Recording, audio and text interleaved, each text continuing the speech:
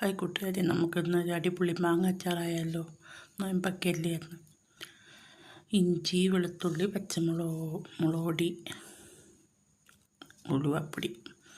നമ്മൾ പാത്രം അടുപ്പ് വെച്ചു. നല്ലെണ്ണ ഒഴിക്കുക.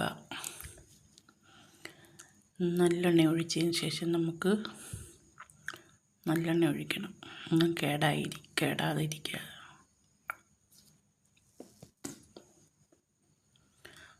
കടുവിട്ട്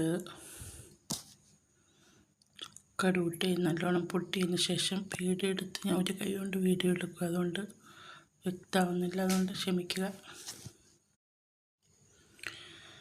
ഇഞ്ചി, പച്ചമുളക്, വെളുത്തുള്ളിയും കൂടെ ഇട്ട് മൂത്തതിന് ശേഷമേ പച്ചമുളക് ഇടത്തുള്ളൂ.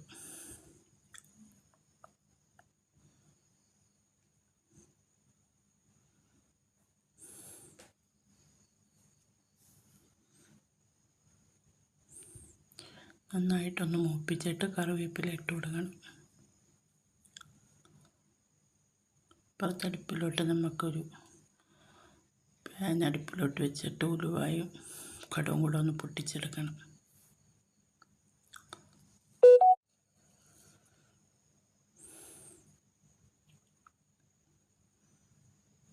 എന്നിട്ട് അതിലേക്ക് നമ്മൾ മുളക് പൊടിയും ഉലുവാപ്പൊടിയും കൂടെ ഇട്ട് നന്നായിട്ടൊന്ന് മൂത്ത് വരുമ്പോൾ ഒന്ന് മൂത്തിട്ട് വിനാഗിരി ഒഴിച്ച് കൊടുക്കുക.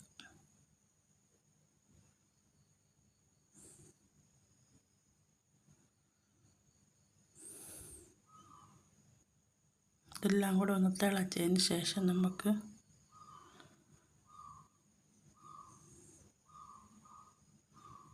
വരുമ്പോൾ നമുക്ക് മാങ്ങ ഇട്ട് കൊടുക്കാം. അപ്പോഴത്തേക്ക് നമുക്ക് അതൊന്ന് പൊടിച്ചുകൊണ്ട് വരാം. ഉലുവായും ഇതൊക്കെ ഒന്ന് പൊടിച്ചുകൊണ്ട് വരണം. നന്നായിട്ടൊന്ന് ഇളക്കി മിക്സാക്കി നല്ല അടിപൊളി മാങ്ങാച്ചാറ് ലാസ്റ്റ് ഇട്ട് കൊടുക്കണം. എന്താ ടേസ്റ്റ് എന്നറിയാമോ?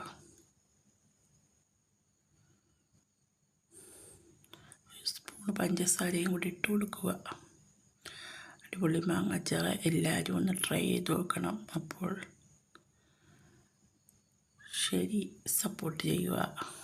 Okay, by.